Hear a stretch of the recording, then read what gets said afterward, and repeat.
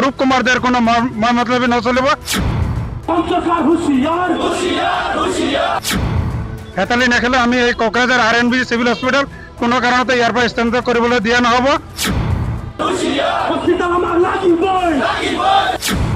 হয়, খুব দুখ আৰু পৰিতাপৰ বিষয়। আমি আজি BTR নেমচৰ পৰা ক'ব বিচাৰিম যে ইয়াতে সমগ্ৰ কোকৰাঝাৰবাসী ৰাইজৰ আবেগ জড়িত হৈ আছে।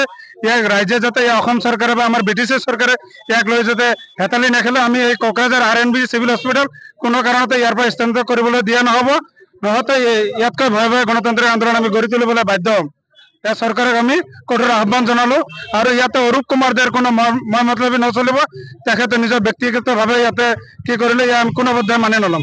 হয়, ইয়াতকৈ আমি আগন্তুক দিনত গণতান্ত্ৰিকভাৱে আন্দোলন কৰি থাকিম।